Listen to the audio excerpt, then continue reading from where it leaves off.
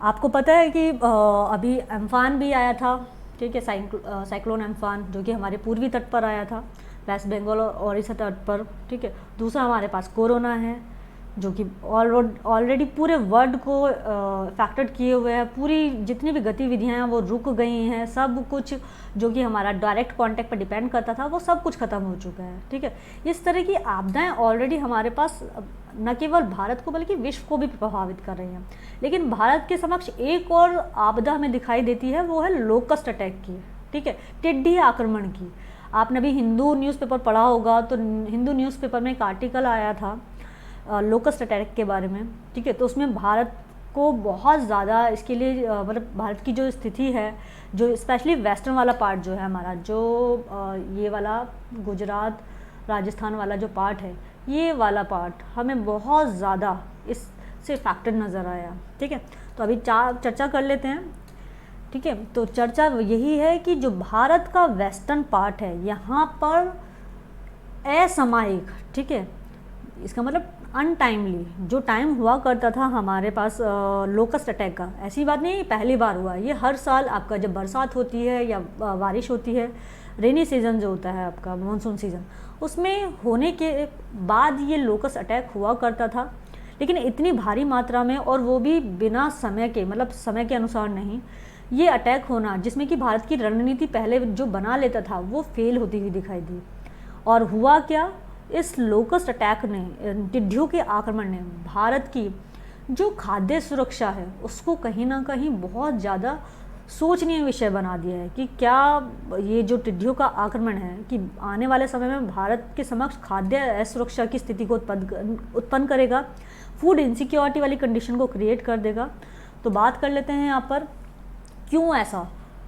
तो ये डाटा आया है कि राजस्थान, गुजरात, यूपी, एमपी तक इन जो लोकस्ट हैं, ठीक है, या ग्रास होपर्स आप बोल सकते हैं इन्हें, ठीक है, इन्होंने इन क्षेत्रों की जो खाद्य फसलें थीं उनको बहुत ज़्यादा नुकसान पहुंचाया है।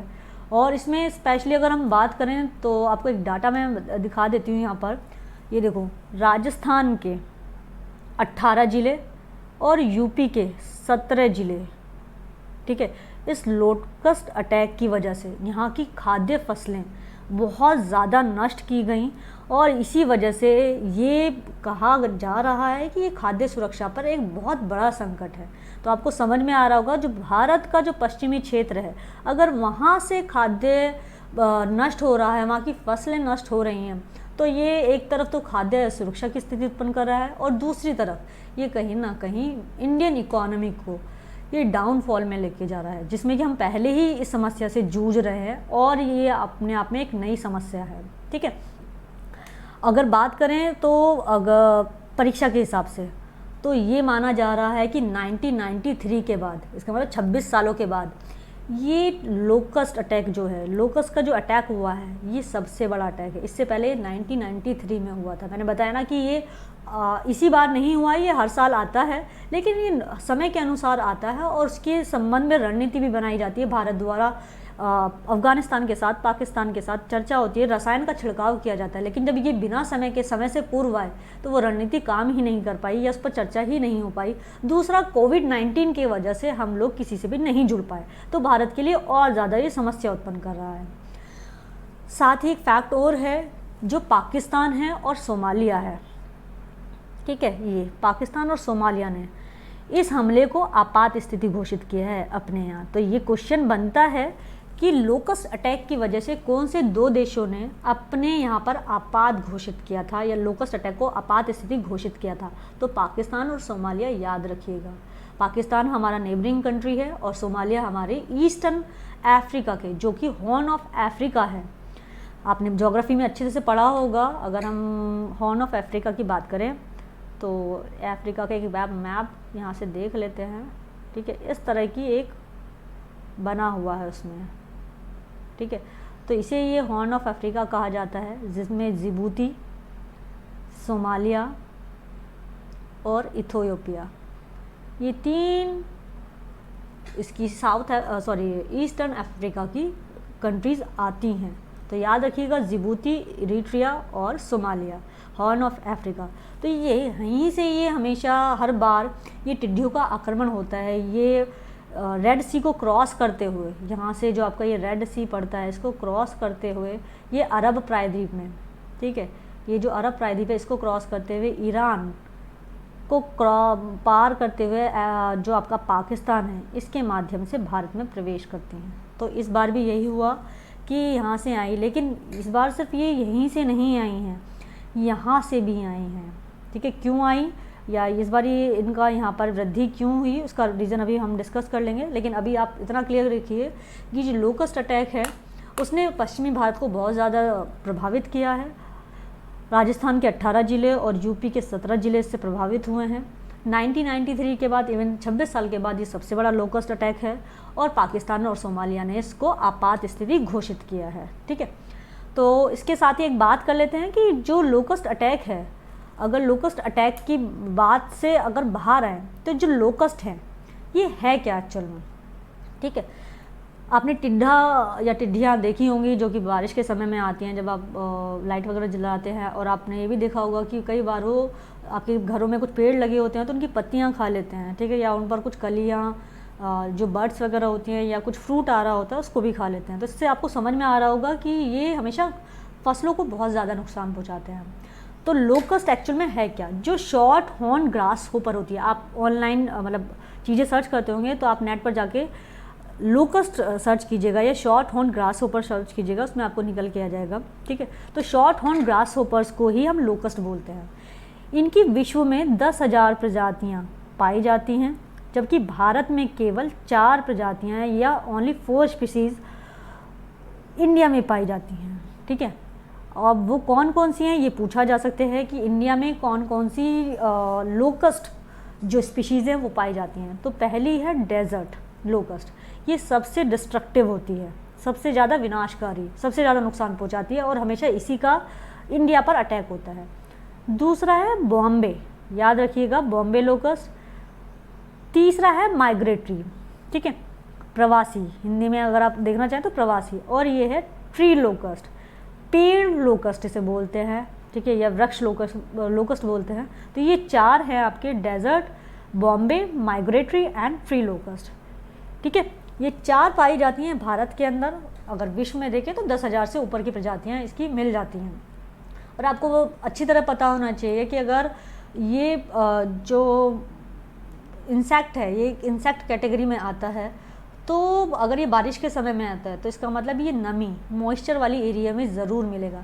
तो हमारा जो 0 डिग्री इक्वेटर है, जहाँ पर हमें पता है कि सन और रेन दोनों ही प्रॉपरली हमें दिखाई देती हैं यहाँ पर, तो इसका मतलब जो ये वाला पार्ट है, इसी पार्ट में अफ्रीका, आपको अच्छी तरह पता है कि Africa only the one continent where the latitude 23 degree north and 23 degree south passes and equator also, that means equator and 2 latitudes passes from south Africa continent। तीनों से ही ये तीनों ही लाइन यहाँ से गुजर रही हैं। और सबसे मेन चीज़ यही है कि जो इक्वेटर है वो यहाँ पर पड़ रहा है, तो यहाँ पर डेली बारिश और सनलाइट होती है और मॉइस्चर बहुत ज़्यादा होता है, तो यहाँ पर ये इनकी संख्या या इनकी जो ग्रोथ है वो बहुत हाई होती है, ठीक है।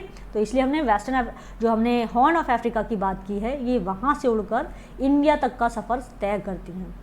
अब बात कर लेते हैं इसी पर शॉर्ट हॉर्न लोकस्ट जो होते हैं या शॉर्ट हॉर्न ग्रास होपर, जो बहुत तेज़ी से संख्या में बढ़ते हैं, ठीक है, और ये बहुत लंबी दूरी भी तय करते हैं, कम से कम 150 किलोमीटर पर डे, ठीक है, ये per day 150 kilometre per day ये डिस्टेंस कवर करके बहुत दूर दूर स्थानों पर पहुंच जाते हैं।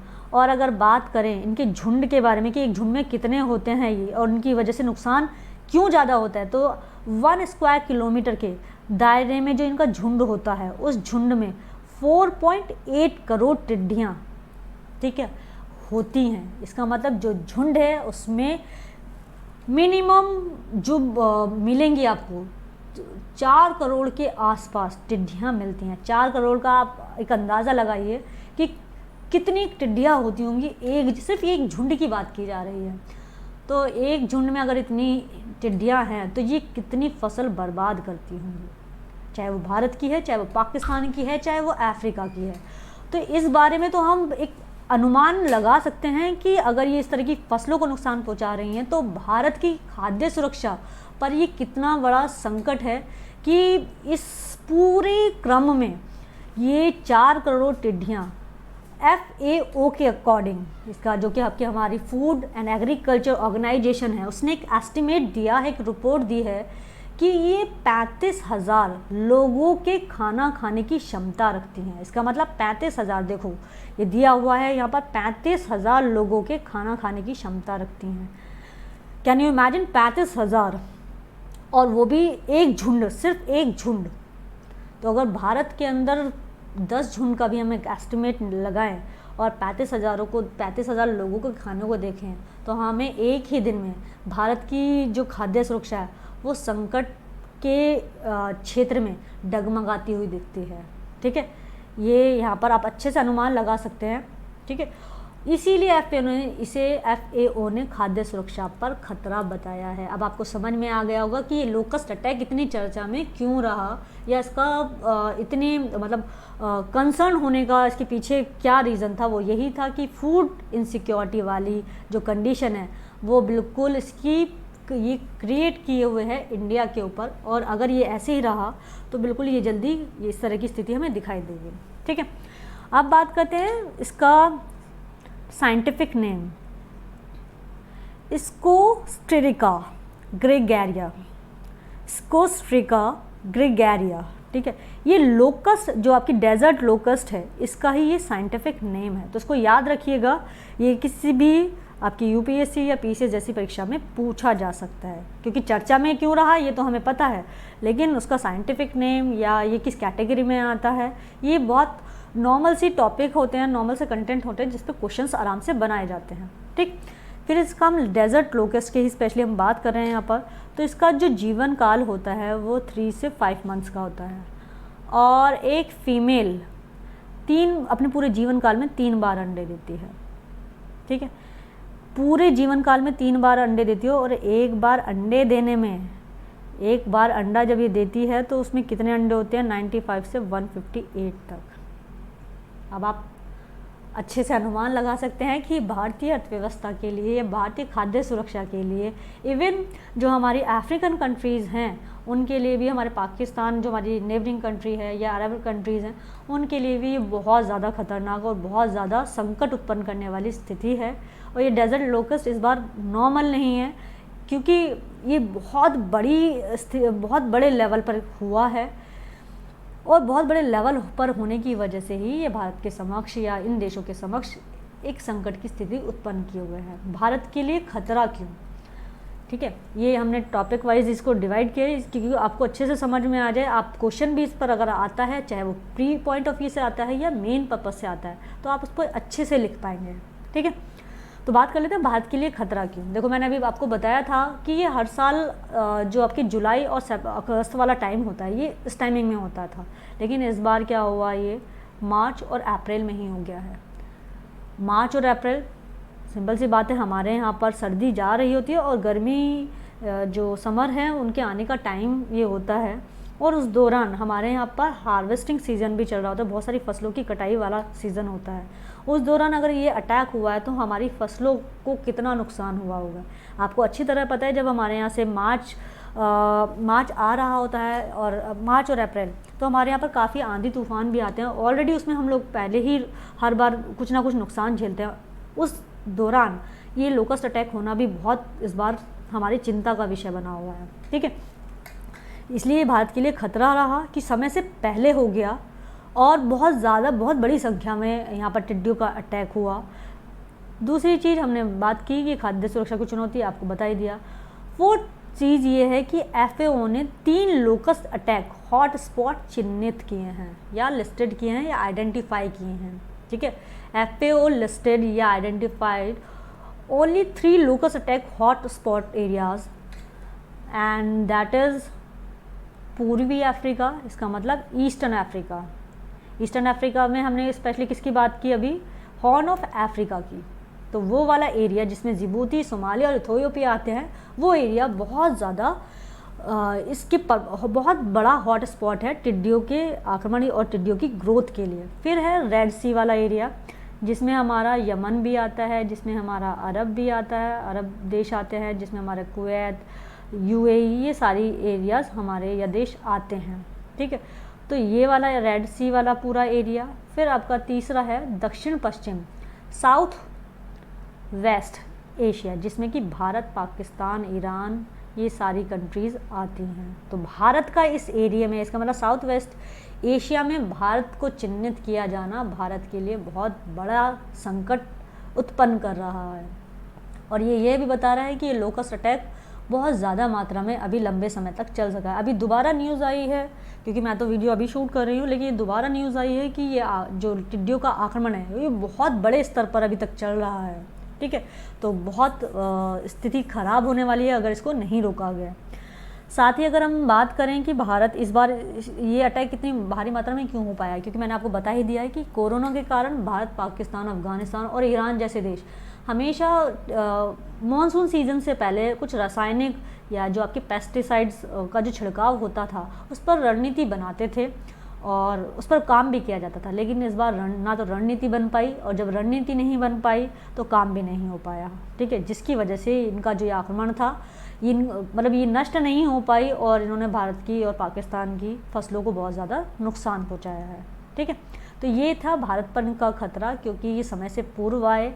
फिर FAO ने भारत को उन 3 हॉटस्पॉट एरियाज़ में डाल दिया जो कि लोकस्ट अटैक की दृष्टि से बहुत ज़्यादा पॉइंट पर हैं। और फिर अगर हम बात करें तो भारत और उसके पड़ोसी देशों के साथ उसकी किसी भी रणनीति पर काम ना कर पाना, ये भी भारत के लिए खतरा ही रहा। ठीक है, अब बात कर लेते हैं कि ये इतनी बड़ी मात्रा में इस बार ही क्यों हुआ। ऐसा क्यों हुआ कि इस बार जो टिड्डियों की संख्या है इतनी भारी संख्या में आई है। तो उसके पीछे सबसे बड़ा कारण है, आज आप देखते हो कि कोई भी अगर हम अम्फान की भी बात करें तो एक जो हम नेचुरल डिज़ास्टर की बात करते हैं, कहने के लिए नेचुरल डिज़ास्टर है, लेकिन हम सभी जानते हैं कि इसके पीछे हम लोग ही जिम्मेदार हैं।